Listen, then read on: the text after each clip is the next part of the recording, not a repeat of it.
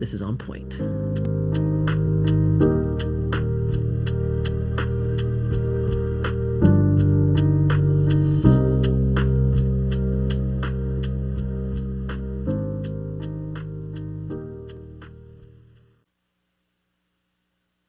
On Point is a production of WBUR Boston and is distributed by APM, American Public Media.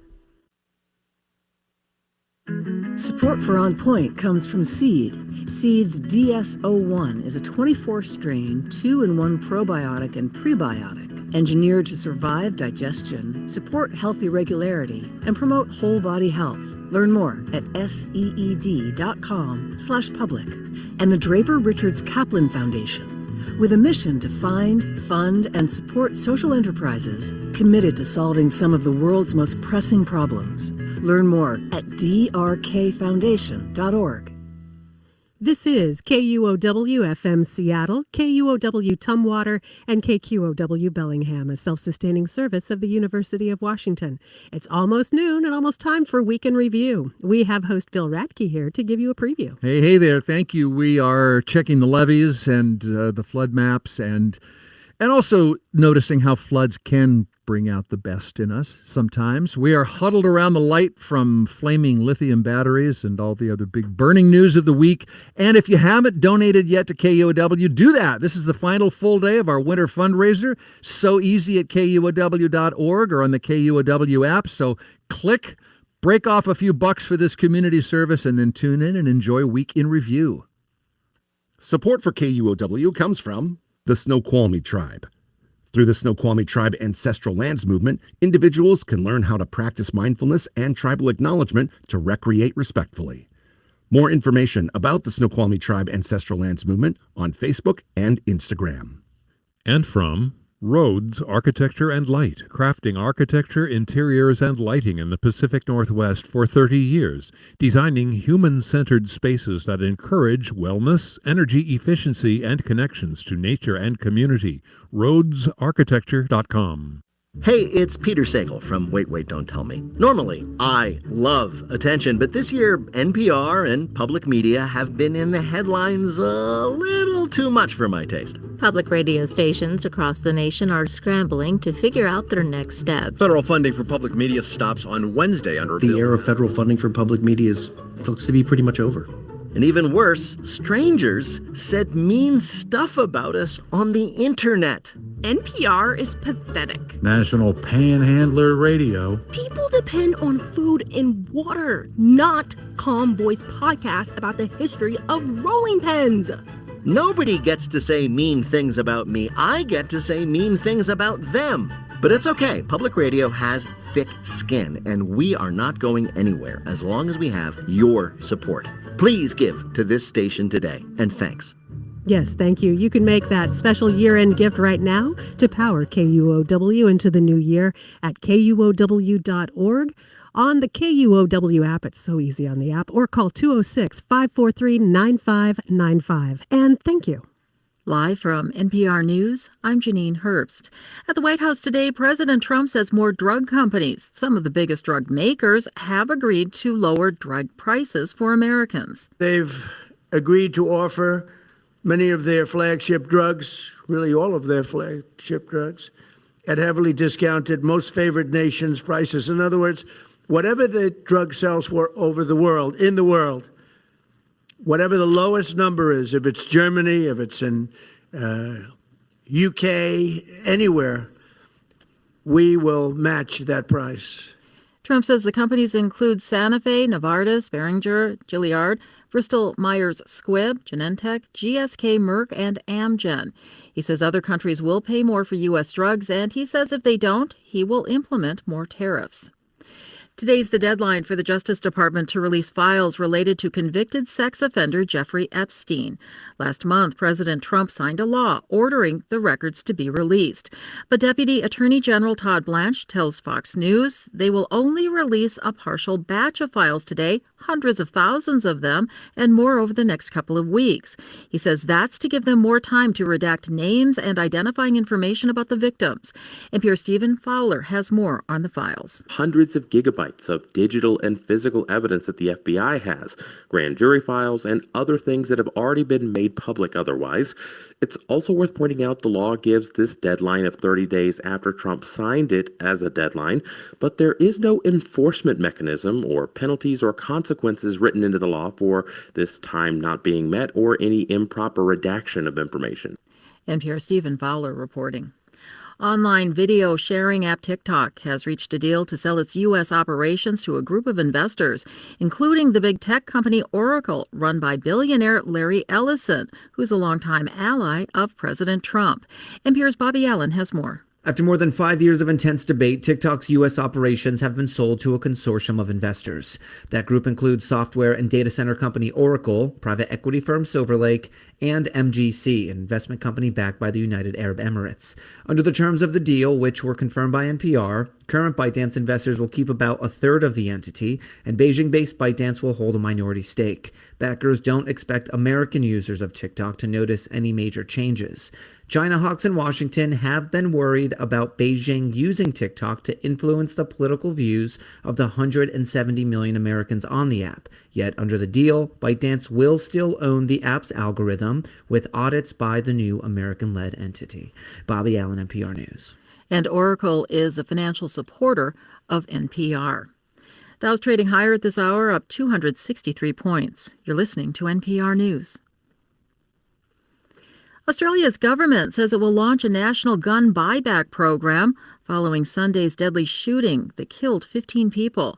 Australia's Prime Minister says he expects hundreds of thousands of weapons to be surrendered. Christina Kukula has more. The Australian Prime Minister Anthony Albanese says there are currently more than 4 million firearms in the country. That's even more than in the late 1990s, when a mass shooting attack in Tasmania killed 35 people and prompted a major reform of gun ownership laws. Albanese says tougher action is needed today. The terrible events at Bondi show we need to get more guns off our streets. Funding for the buyback program needs to be legislated. Australia's government says the program will target surplus, newly banned and illegal firearms, and surrendered weapons will be destroyed. It also wants to limit how many guns a person can own and to make Australian citizenship a condition of holding a gun licence. For NPR News, I'm Christina Kukala in Melbourne. President Trump's name has already been added to the Kennedy Center building in Washington, D.C. This after the board he handpicked voted to add his name to the Performing Arts Center. The John F. Kennedy Center for the Performing Arts was built as a living memorial to the 35th president, and changing the name may require congressional approval. Some of the Kennedy family are blasting the change. Carrie Kennedy, daughter of Robert F. Kennedy, who was assassinated as he ran for president, says Trump is repressing artistic expression, which she says is the core mission of the center. I'm Janine Herbst, and you're listening to NPR News from Washington. Support for NPR comes from NPR stations. Other contributors include Bayer. Bayer is dedicated to delivering breakthroughs that save lives and feed the world using the scientific process. Learn more at sciencedelivers.com. This is NPR. Welcome to Friday. Welcome to KUOW's Week in Review. Welcome to a little music, and welcome to the final day, the final full day of our winter fundraising drive. Fundraising, yeah, listener support makes Week in Review possible. Listener support makes events like Year in Review, which we just did recently at Town Hall Seattle. Listener support makes that possible. We're talking about maybe doing an extra live event in 2026. I don't know if that's going to come together. But my point is your support of KUOW right now keeps this service strong in the new year. So please give now at KUOW.org. Don't take it from me. Take it from KUOW politics editor. Hi, Kat Smith. Hi, Bill Radke. Right, this hour we have a dollar for dollar match right now, and we are also giving away a KUOW travel tumbler for people who give a gift. During Week in Review, we've got this is an extra incentive to support KUOW. It's the dollar for dollar match is a $10,000 for dollar match. It's in loving memory of someone named Tom. And the travel mug is an extra incentive. It's black and white, 13 ounces, insulated, keeps hot stuff hot, cold stuff cold. And, it's got the big KUOW logo across the front. And it's yours when you sign up to donate $20 a month or make a one-time gift of $240 for that travel mug. And you can do this by going to KUOW.org. You can also give in the KUOW app, or you can call 206-543-9595. Well, thank you to Tom's loved ones for offering to match your contribution right now. That's fantastic. And $10,000, that's a generous match for you to take advantage of. I'll just leave you with this. Dawn on Mercer Island says, I love public radio. Thank you for all the work you put in to give us the real news. Judith in Tacoma says, I like the unbiased news, and I also like the weekend shows. And Nicole in Shoreline keeps it to 3 words. You're just great. And each word is capitalized. Nicole, we appreciate it. Join Nicole. Go to KUOW.org right now. Welcome to Friday and KUOW's Week in Review. I'm Bill Radke, your host. What a week. Puget Sounders are pulling out floors and carpets and wondering how to replace seeds and fertilizers and tractors. And they're dealing with insurance companies and governments, in some cases still sleeping in shelters. Planners are figuring out how long our saturated levees are going to hold out. We're all waiting for landslides and avalanches. And some Seattle water's running brown from the muddied up Cedar River. And if there's a rat in your toilet, pour dish soap into the bowl and flush, says our local planners. So happy holidays, I guess is what I'm saying. Let's discuss that and more this week gone by. With me is Geekwire contributing editor Mike Lewis. Hiya, Mike. Good morning, Bill. Good to have you. Political analyst and contributing columnist Joni Balter. Welcome back. Good to see you. And you, and founder of Earth Finance and a former member of the Washington State House and Senate, Reuven Carlyle. Welcome back. Howdy, howdy. And we're live streaming the show on YouTube, so just search KUOW. So I just listed a few of the items, the damage items from our local flooding, and it is bad, but at least your house didn't float away, unless you're Mike Kazak and Sarah Hansen, whose house floated away. I didn't even have time to get a bag of stuff out of the house before it was too dangerous to go into. In the summertime, I would just race home after work to get there and just to hang out at the river with the dogs. I mean, that was pretty much one of my favorite things to do, was to be down at the river in the summer. It's beautiful. It's your best friend in the summertime because people spend all day trying to get to the river. But in the fall, it's your worst enemy because it's trying to kill you and take your house. Yeah. Well, you've all been watching the floods the last several days. What's your reaction? What's the lesson? Well, I would say, and we all can see this with our own eyes, that these 100-year floodplains are becoming more like 5-year floodplains. We all know it rains a lot here in December. It's the second rainiest month. Normally we get something like 7.4 inches of rain. We're now at 7.2, so we're overachieving in that regard. But, I remember many a December where places were flooded. I used to live in Falls City. I do remember that. Mm-hmm. But, this was quite sensational. The governor called it one of the worst disasters in recent history. And, it was really, I was struck by the governor when he went for his emergency disaster declaration. It was almost like, I don't know if anybody else had this experience, but I held my breath. He's asking the federal government for money. And remember, we never got that money for the bomb cyclone of November 2024.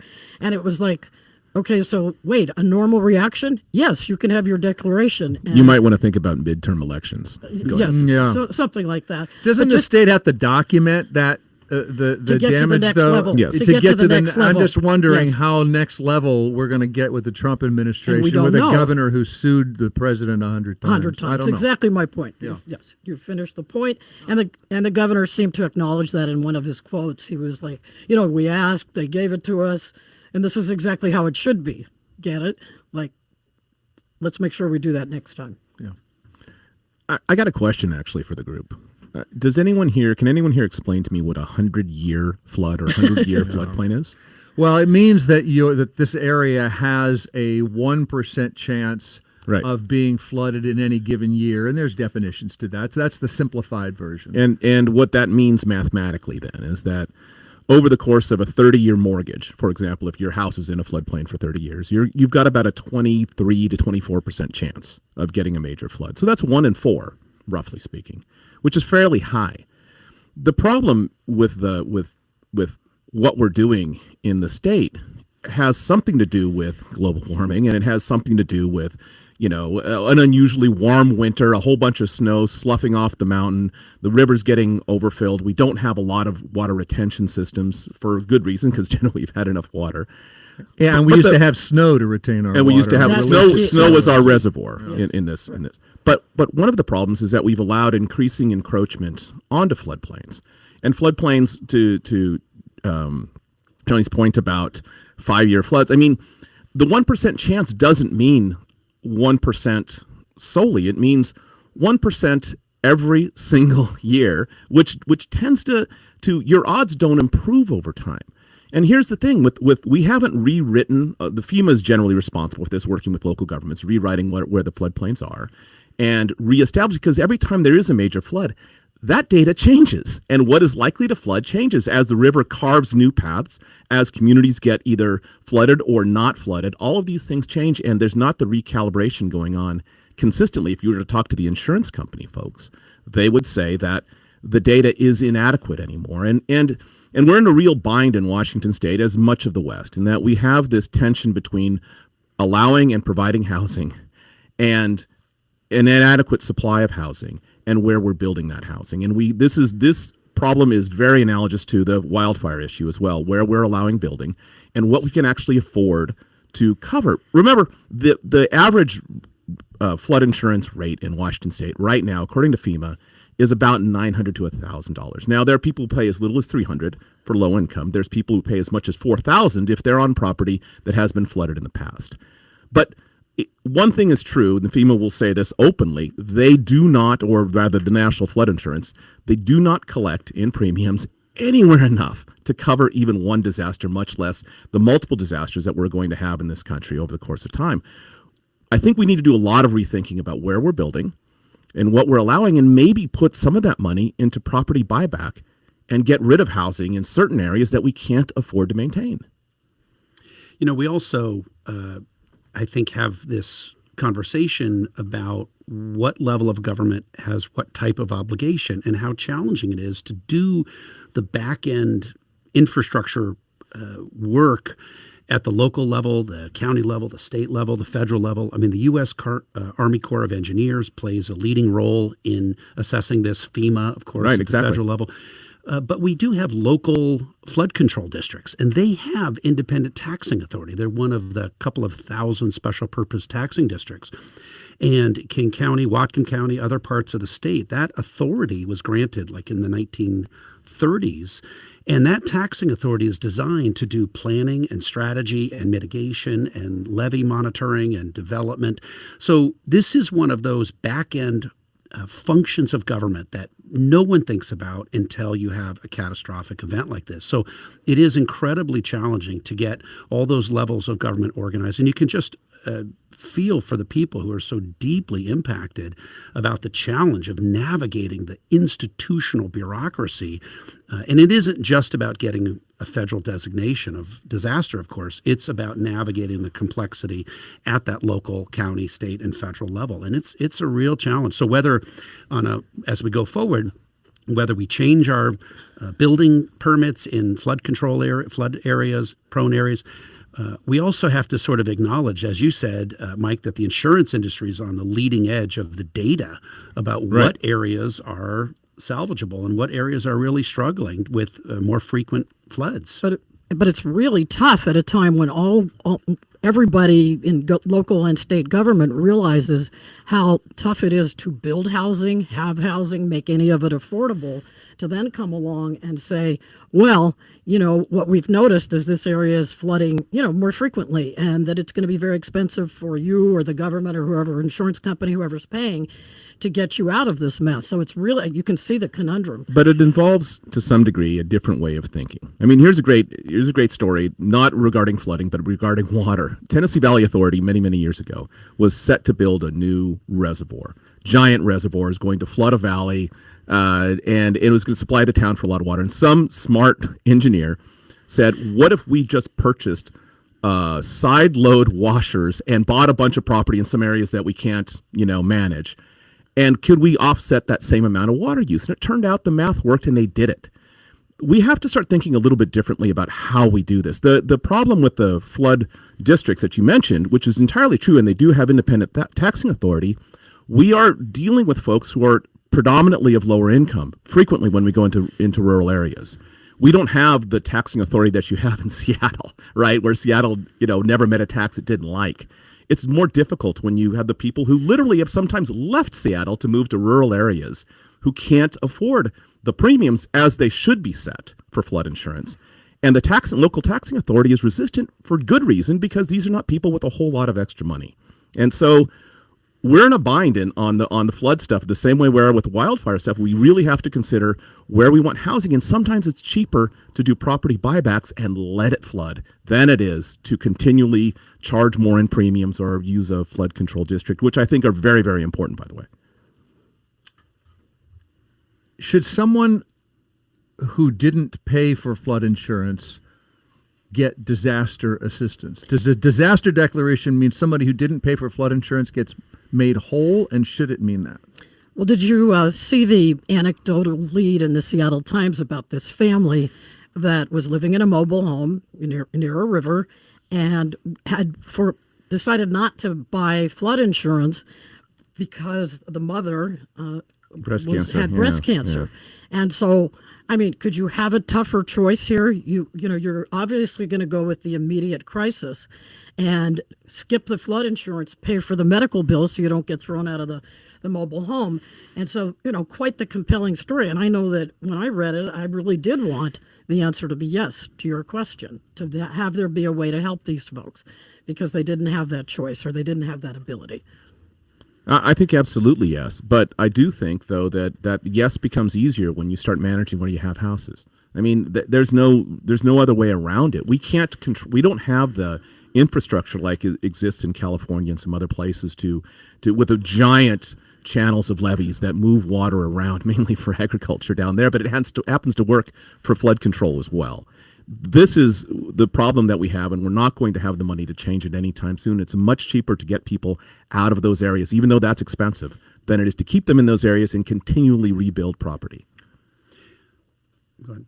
Yeah. Do we cover it? Well, I was just saying that, the folks in the Midwest have a lot of experience in this. Their whole understanding of floodplains is a little bit more robust than ours as it relates to agriculture land and farming. And so I think there's a whole economic ecosystem here about how we use land and property that Mike is talking about.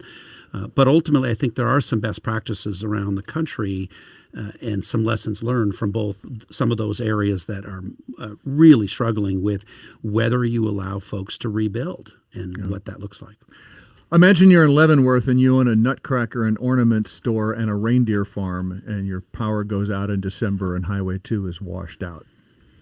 To Skycomish, it'll be out of commission for months, it looks like. At least. At least. Okay, let's pause there, and we're going to get back to more news of the week, because we're Week in Review, and that's what we do. I just want to let listeners know, in case you're just tuning in and didn't hear this is the final full day of our winter fundraising drive, and your support of KUOW here at the end of 2025 is going to power us right through 2026 for you. So give right now at KUOW.org.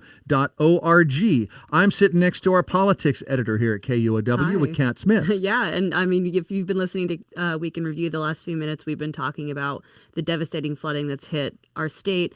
And at KUOW, we've sent reporters out into the field. They've fanned out all over Western Washington, and they've been pounding the very wet pavement for days and days, some of them almost nonstop. And this is a service that we can bring you because of the support that our listeners provide for us. And right now, we have a $10,000 match. That's a dollar-for-dollar match in loving memory of Tom, who would tune into KUOW daily, no matter where he was in the world. And if you feel like giving, you can give any amount. Any amount helps. $1, $5, $25. You can do that by picking up the phone and calling 206 866-543-9595 or doing that at kuow.org. My first memory of listening to public radio was when the space shuttle exploded, and maybe you have a first time I've been listening for a bit, but that's when everybody was. I was sitting at the foot of my roommate's bed, my college roommate's bed.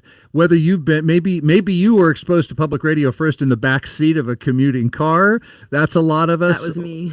Yeah, okay.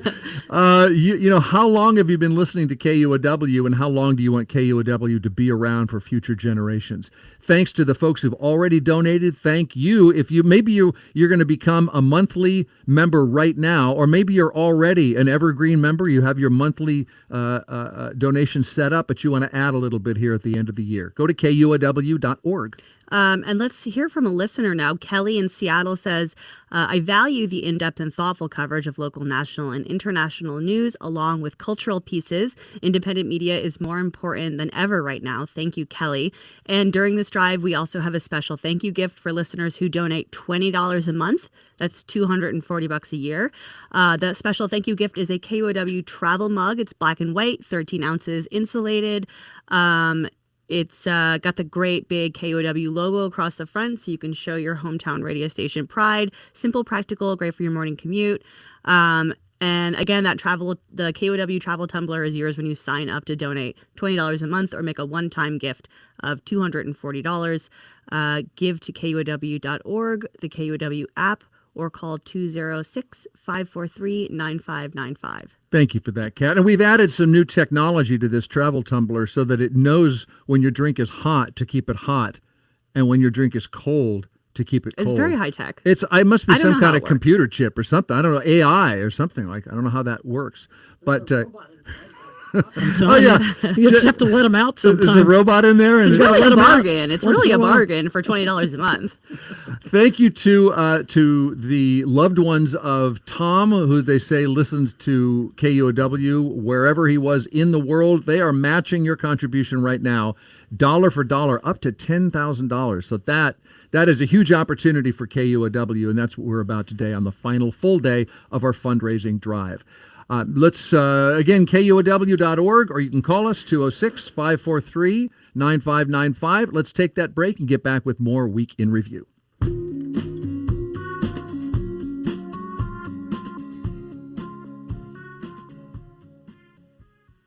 Support for KUOW's car donation program comes from local Kia dealers, announcing the Season of New Traditions event going on now at local Kia dealers, offering a selection of SUVs, sedans, and hybrids. More info at kia.com. KUOW's Week in Review here with former State House and Senate legislator Reuven Carlyle and columnist Joni Balter and Geekwire contributing editor Mike Lewis. My name is Bill Radke. Governor Ferguson said this week he's writing a no new taxes budget, spending cuts only to cover a multi-billion-dollar deficit. I just said Reuven Carlyle was a state legislator. I'd like to know what you think, Reuven. The governor said similar things before the last session, and he ended up signing billions of dollars in new and higher taxes. So do we believe him this time? It is a challenge. I mean, here we are in year 2 of the Ferguson administration and going into a supplemental budget, which is a smaller budget, and it's a shorter legislative session, only 2 months. And then, of course, we roll right into election season after that. So it's going to be interesting. This coming week, the governor is going to release his budget, his proposed budget, which, as you just said, is going to be no new taxes. But as you know, we have a representative democracy and a constitutional republic, and the state legislature is an independent branch of government, and they probably have their own thoughts, given that there's 147 of them. The legislature... And they have not been punished for raising taxes. They have not been punished for raising taxes, and we are in a structural deficit. So once again, we're facing a deficit situation in the operating budget. So ultimately, it is not going to be a trivial political conversation, I think, relative to the legislature's desire to both look at new revenue sources and the potential of pretty substantive tax reform. The governor has not shown any enthusiasm for either of those. But I think it's fair to say the legislature has moved to a very progressive position on taxes in a very short period of time.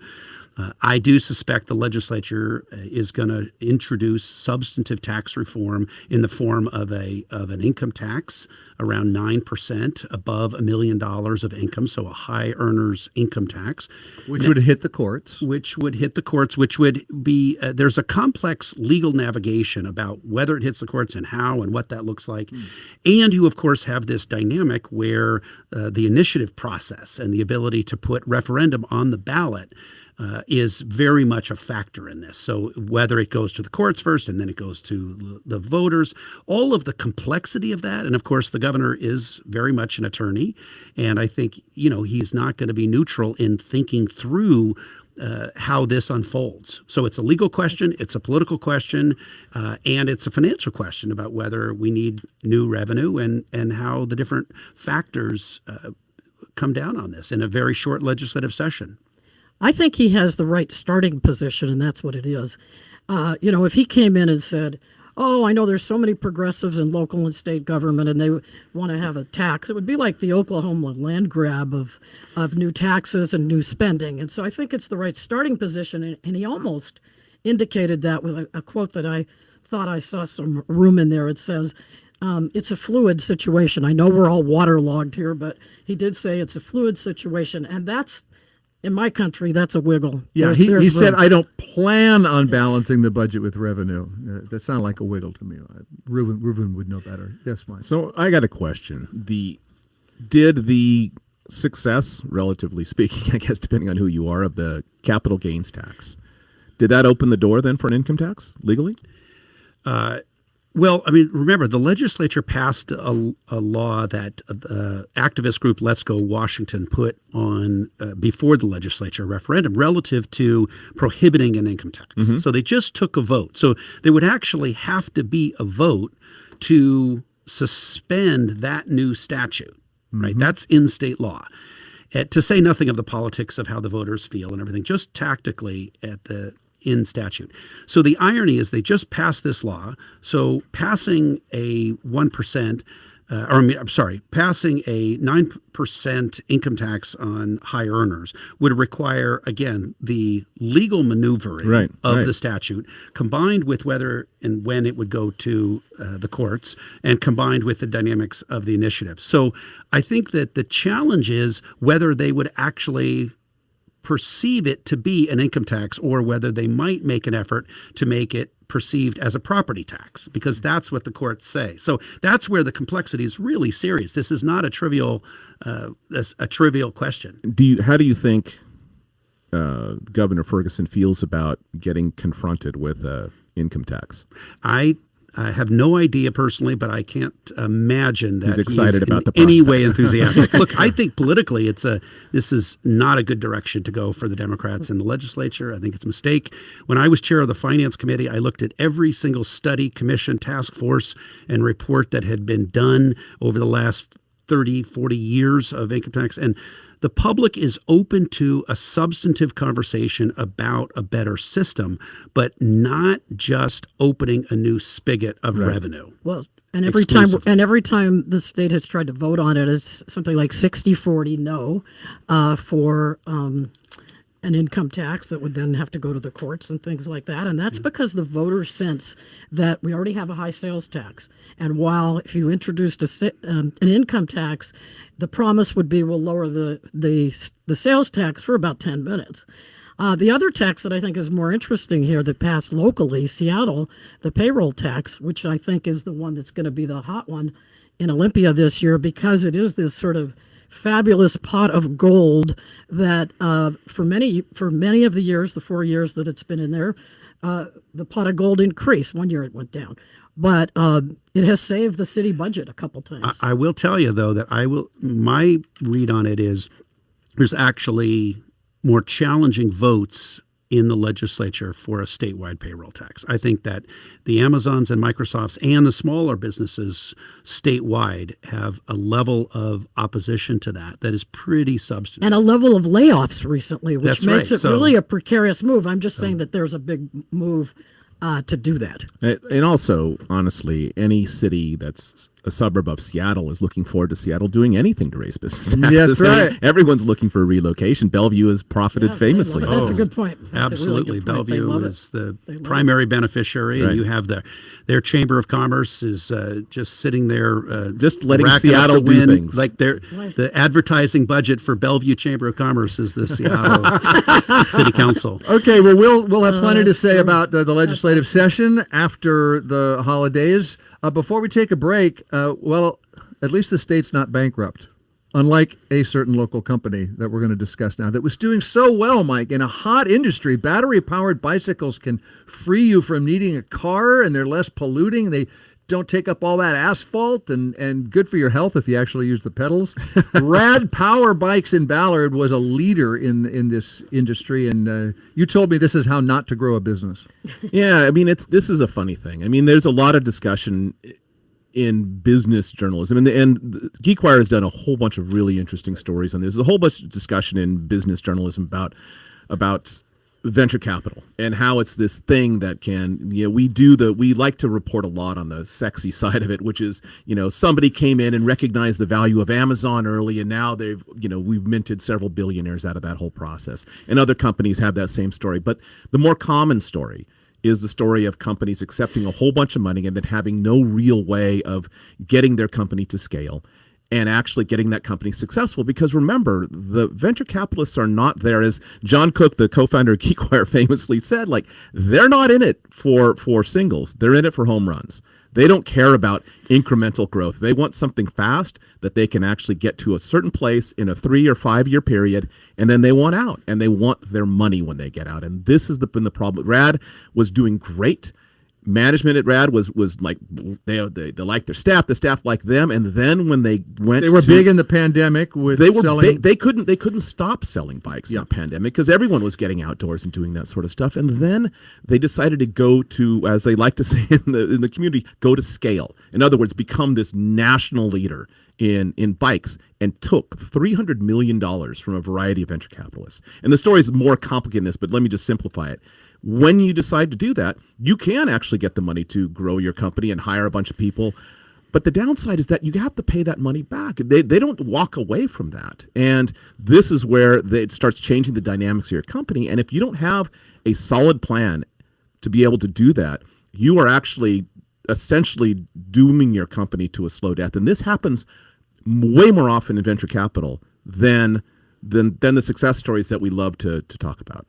I had a couple of questions for you, Mike, and I was wondering, for a second I thought this was like a tariff story, and for another second I thought it was a sort of market oversaturation story, like competition between private electric bikes and maybe the ones you can rent.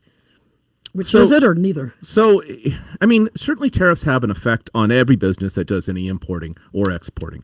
And certainly competition is something that exists for most business, and we'd mostly call it a healthy thing. So was that an effect on Rad Bikes? No question. Suddenly, when big companies like Specialized and Trek start to really dig in on the e-bike industry. But remember, Rad Bikes and their pretty fast bikes had a big head start and had an enormous market share. I like to always point people toward this little known fact about AOL, and I don't even know if you know anyone with an AOL email anymore. But back in the day when we were all getting those CDs relentlessly from AOL controlled 75% of the nation's internet traffic.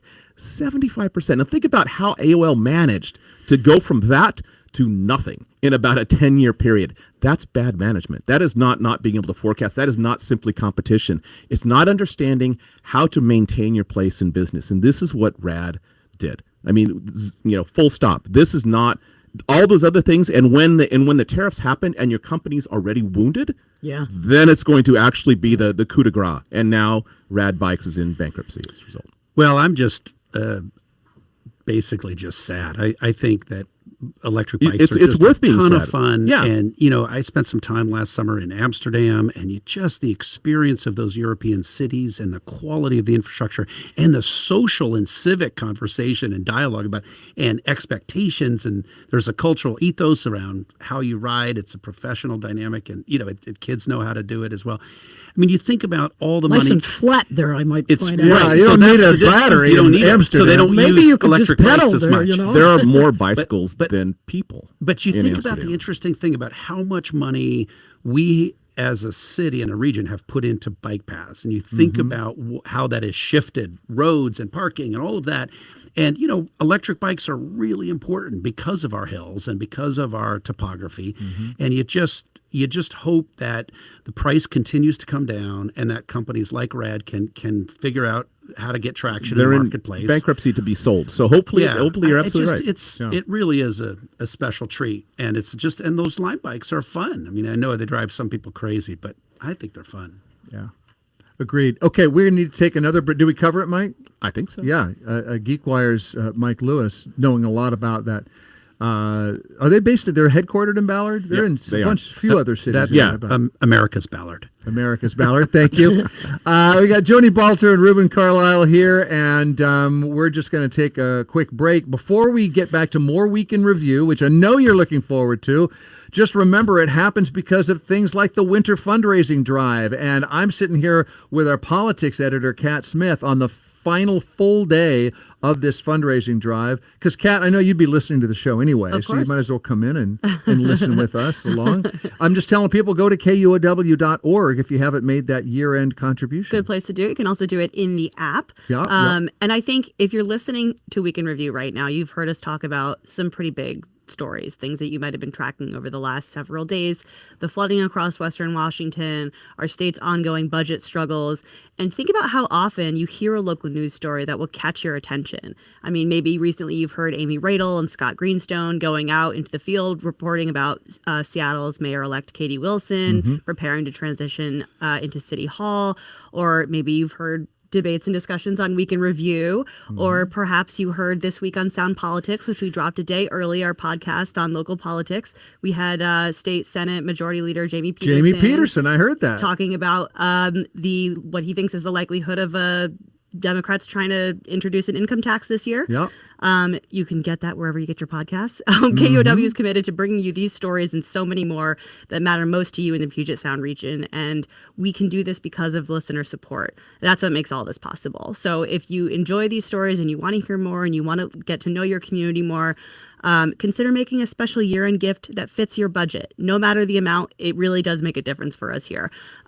It makes it, giving to KUOW makes you part of the engine that powers our newsroom. And so to be part of our team, you can go to KUOW.org, or you can call 206-543-9595. And you just gave a bunch of examples of what your money is going toward. Yeah. There was a time when you had a signal, 94.9 FM, and you were done.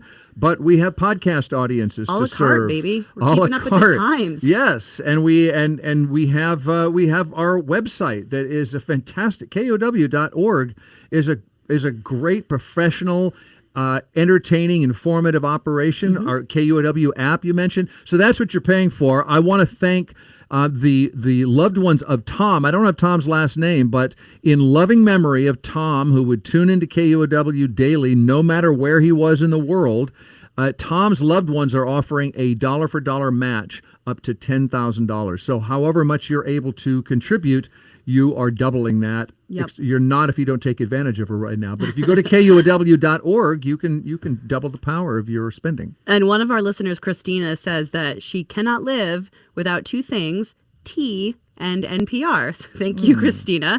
And in the spirit of tea, this drive, we've got a special thank you gift for listeners who donate $20 a month or $240. It's a KUOW travel mug, insulated tumbler, perfect for hot beverages, cold beverages, with the big KUOW logo across the front.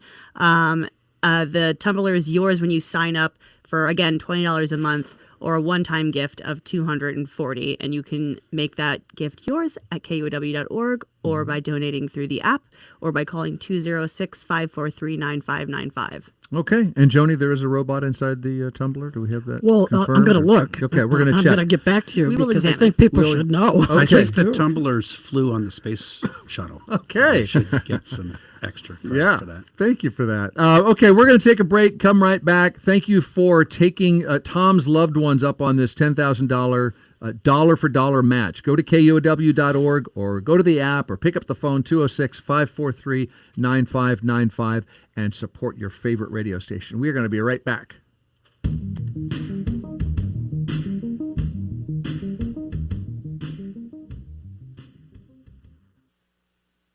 Support for KUOW comes from Third Place Books, with community bookstores in Lake Forest Park, Ravenna, and Seward Park, offering a wide selection of holiday gifts for the book lover, including new, used, and signed books, in-store or online at thirdplacebooks.com. You are with KUOW's Week in Review. I'm your host, Bill Radke. I've gathered former legislator Reuven Carlyle and Geekwire's Mike Lewis and political analyst Joni Balter so we can work through what happened this week.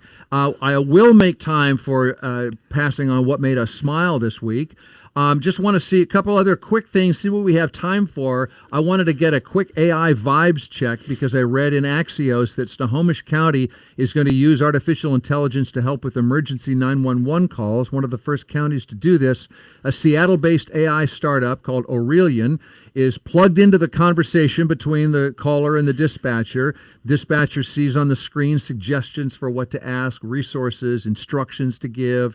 The human is in charge, the AI is a guide. So I just wanted to know if God forbid, if one of you is a 911 caller, you're in distress, or you wouldn't be calling 911, right? Let's hope. Let's hope. Do you want the dispatcher helping you to be listening to AI? Do you trust AI more or less than the human? I would rather the dispatcher be looking at AI than being AI. I'm a big believer in all the information you can gather, and then AI makes mistakes, humans make mistakes, absolutely. But I'd rather the human sort of be using that as an extra tool. Yeah.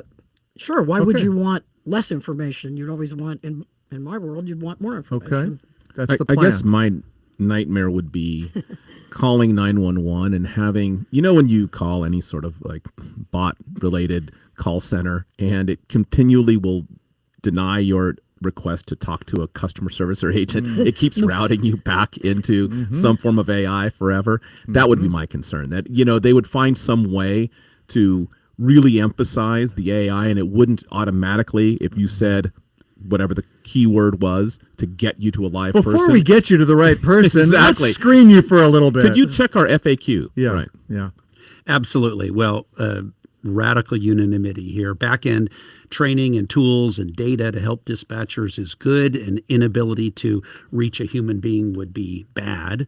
I also have to just note, for the record, I had the great honor early in my career of doing a startup venture-backed company, Mike, in which we developed the first technology to help route 911 calls from mobile phones before they had lots of access to GPS and other systems. And, the 911 system is a real crown jewel. It's a real public benefit. People really need it, of course, in every way. And the dispatchers and the response times are overall really good. And it's one of those core functions of government that, it's just really nice to have a gratitude and appreciation. So the evolution of technology in that space is really valuable. Okay, couple other items. One of our Washington Congress members is retiring, not running for re-election next year. Dan Newhouse, Yakima, Central Washington, one of only two Republicans left in the House who voted to impeach Trump. Joni, is Central Washington going to elect a MAGA Republican or another moderate? Oh, not a Democrat, right? Unknown at this point, probably not a Democrat. Dan Newhouse has been there for a long time. He is one of these sort of old-fashioned conservative members of Congress, not a MAGA guy, and not a MAGA guy because he was one of the Republicans who voted to impeach Donald Trump and survived. Right. Others in the state, like Congresswoman Jamie Herrera Butler, who also voted for that, did not survive. So who's going to run? There's a gentleman there named Sessler. Forget his first name, but he ran MAGA person who ran last time, and from what I've read, is planning to be a candidate again. Okay, but it depends on who else runs. Okay. Hard to know for the fourth. I think the thing that's striking for me, and maybe Reuven can talk about this, is I don't know if we've set a record yet. We're getting very close to Congress people who are opted out. We have 37 in the House. Wait, I and thought I saw 44. Oh, is it now 44? Yeah. The last number I saw. Okay, well, there you go. Then we're at the record because I think we were very close in 8 senators. It's shocking how many people are choosing to step away who are viable still in office. Reuven, I'd love to hear what you think about that. Yeah, I think all that's true. I also just think that there's a time for civic life and public service, and sometimes people want to turn the chapter. Totally, There is something, just real people living real lives. And, Dan Newhouse just has a level of personal integrity and grace and gratitude, just personally and professionally, regardless of politics. And I also appreciate about him his profound knowledge of the agriculture industry and sector, just a fabulous representative of his district and a whole career in public service that I think we ought to recognize that it's just unusual in this day and age to see that level of service. Did we, Joni, you said maybe we didn't get to everything regarding the flooding. That was our top story. Did we cover everything you wanted to say? No, the only other thing I wanted to say is that I just wanted, as we assess how did we do and we look at floodplains and all that good stuff, we had some failures and some successes. So we had 2 levees. One was a sort of different kind of barrier, but to say 2 levees failed and had troubles and leaked and definitely caused some real damage in some of the low-lying areas. Outside of Tukwila and Pacific. Thank you. Yeah. But we also had 2 major dams that worked as they were expected to work. Howard Hansen and Mud Mountain, two dams that work. So we go back when we try to assess what's going to happen next, because that was one of the questions before us. We have to look at sort of the infrastructure that's left behind. And we're going to do that, of course, and figure out, how we can do better next time. Well, that brings me to something that made me smile this week, because I always want to make time for that. Not everybody was out. Not everybody had a rat in the toilet, which has happened many times. They get washed out in the floods and all that, dish soap. But not everybody was out looting in a kayak either, which did also happen this week. Some neighbors were helping neighbors. KUOW reporter Casey Martin introduced us to Trevor Curtis, who was in Pacific on the White River, trapped in his home, surrounded by dirty flood water, which he tried unsuccessfully to drive through. When you had a little Volkswagen Passat, it was tough getting through there. These trucks are helpful. This gentleman here, nice enough to pick me up. That gentleman in the truck is Nick Carter, who drove from Tacoma to help people like Curtis. We brought chains and ropes just in case we need to drag anybody or grab anybody. Over 2,000 people were ordered to evacuate the Auburn and Pacific area Tuesday morning when a flood barrier broke on the White River. Stalled out cars were left behind in 3 feet of water. We're in a situation, we have the equipment to do it, so we might as well try and see if we can help people that are in need. People here set up a food pantry for first responders and neighbors who need it. In Pacific, I'm Casey Martin, KUOW News. And that's always part of disaster stories as well, right? Which is good to remember. Did anything else make you smile this week? I had one. This is a little shout out to Danny O'Neill, who is a former PI reporter, former Times reporter, former Cairo show host. He now writes his own blog called The Dang Apostrophe. And he has said this, and I thought this was a nice little Dang touch. Apostrophe? Yes. That's good. He wrote something kind of clever about the big Seahawks win last night, a shocking comeback win. And he said it all had to do with just being a courteous person. He said, Seahawks won because Zach Charbonnet had the common courtesy to pick up the football after what appeared to be an incomplete pass. And he literally did. He does this all the time. He picks it up and hands it back to the ref in a very polite way. And it turns out this was the game changer just by being a polite guy, because he thought the play was over, as everyone did. Everybody did. Yeah, he really did just walk over like he's picking up litter. And accidentally scored the 2-point conversion. And he was like straddling. He was just barely on in the end zone. Just happened to be, hey, anybody need this? Oh, what? We win the game? Oh, shout out to Danny for that one. I thought that was very funny. That's good call. Yeah, congratulations, Seahawks. So far, so good. My smile this week was we had to smile at indoor Seattle, right? A couple of examples, in these dark weeks and such a rough week for news and all that good stuff, bad stuff. Lion King is in town. Elf is playing, and I'm going tonight. Elf is on stage. Elf is on stage, and I'm going. Where is that? Do you remember? Is it Fifth Avenue? Fifth Avenue. Yeah. And I'm going for the first time. I've never seen it, to the Seattle Men's Chorus Christmas show tonight. Where's that? Benaroya. Okay. Senator Jamie Peterson sings on that. Is that right? Does he really? Yeah, he does. Oh, well, I'll ask him a couple questions. I'll just go up on the stage and ask him a few. Men's Chorus. How about that?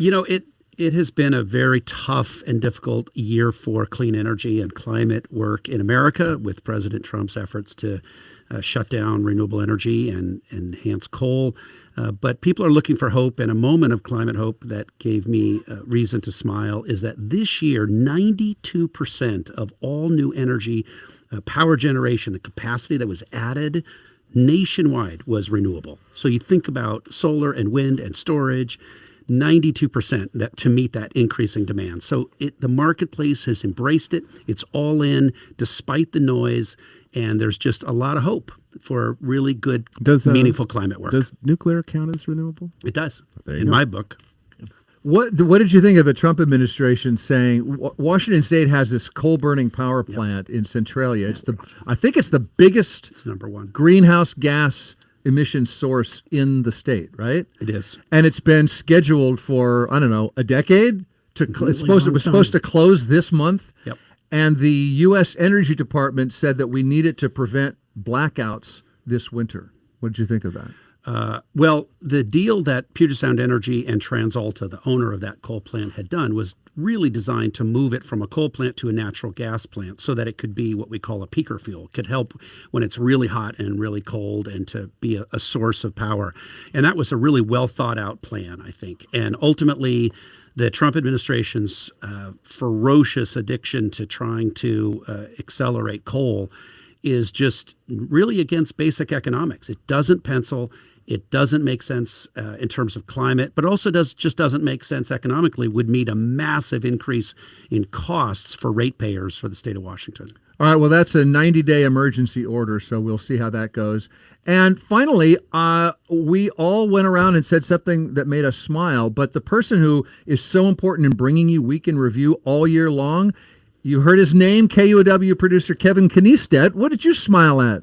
Well, Kevin Deers was a guy that a lot of people knew. He worked here at KUOW and hosted KISW's Loud and Local Music Show. He was a huge presence on the local music scene and just an incredibly kind guy.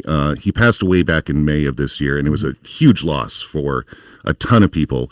The Seattle Times each year does a best local albums of the year list, and it's voted on by local music writers and DJs and people like that. Seattle Times music writer Michael Reitenmulder, who curates the best of list, told me today that this year they're starting the Kevin Deers Award for the best heavy metal, hardcore, or punk album on this year's list, and that made me smile. Yeah. All right. Do we know any of the front runners for the heavy metal, hardcore, punk? We don't, but the list comes out on December 28th in print. So. Anybody want to make a nomination for the for the heavy metal, hardcore, punk best award?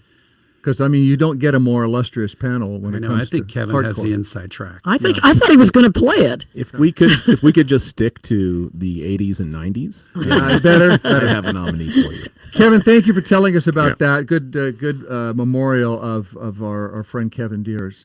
And we, I guess finally I would say, I think the sun set at 4:19 today or something. It was 4:18 yesterday. 4:18. Okay, the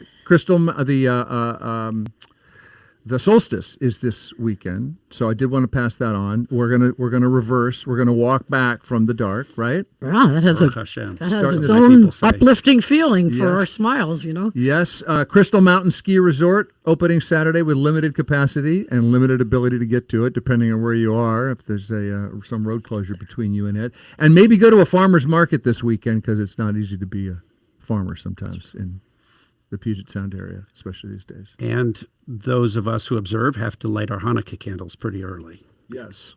Because it is dark. Because it's dark. It is soon. Yeah.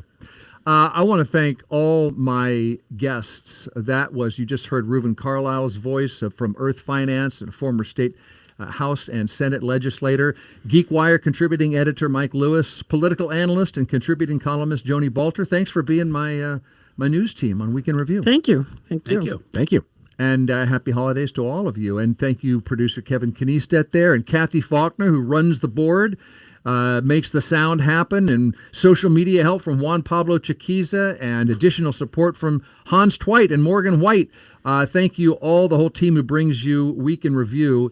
And, you know, Kat Smith, my politics editor friend, Yes, has been Bill sitting Radke. here bringing you Week in Review. You heard all the names. It takes expertise and time and equipment, and Yep. so does a lot of the service that comes together for you magically all year long.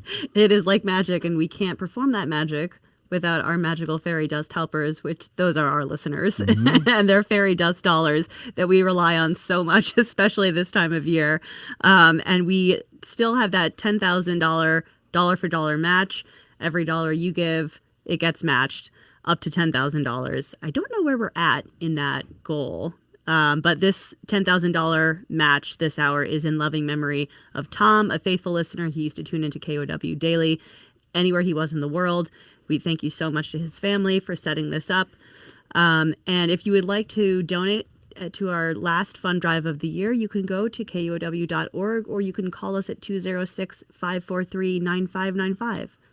206-543-9595. You can use the app. You can go to KUOW.org. You can, if you can donate $20 a month, then you'll have a KUOW travel mug, which does all the things travel mugs do, but it also says KUOW on it. Mm-hmm. So that's a pleasure. And you'll be joining people who've given already. Maybe you've never done it before. You'll be surprised how quick it is. We made it quick on the app at KUOW.org. Or maybe you've already given. Maybe you give every single month, but you want to goose it a little bit. There's been plenty of listeners who said, you know, it's the end of the year. I'm taking stock. I've got a little something. Thank you for all your due. Here's a little extra. Yeah, you can always turn up the dial on your gift if you've already given. Let's hear from one of our listeners, Constance, who says, Constance says, why do I support KUOW? Because of the illuminating content, meaningful dialogue, the good cheer, the on-air hosts, reporters, podcasts, events like Year in Review. This is a Week in Review fan. All those behind the scenes who make KOW stellar, thank you. And thank you to you, Constance. Carla in Edmond says, fact-based reporting with appropriate context, thoughtful programming, fun shows, and great success. That's why Carla in Edmonds gives. Thank you so much, Carla. You know, I saw Constance. I know Constance, and she came to Year in Review. A lot of people who come to Year in Review, they come every single year because we keep growing it, moving into bigger venues, and we sold out the big hall at Town Hall Seattle. And if you were at Year in Review or shared on social media me singing Denny Blaine to the tune of Penny Lane, I've gotten apparently a lot of people saw that on You should social look media. it up if you haven't seen it. I think it's soaring to the top of It's the charts, amazing. isn't it? It really is. And my Dave Niehaus impression, and really we had the mayor-elect was our guest, Katie Wilson, and we had the state attorney general, Nick Brown, and it was just a warm and festive and informative evening. I'm interested in we'll do Year in Review again in 2026, but I'm cooking up, maybe we could do it because people enjoy it so much. Maybe we can do another live event. Maybe that'll happen, but all the things we do in KUOW, take your contribution at KUOW.org or on the app.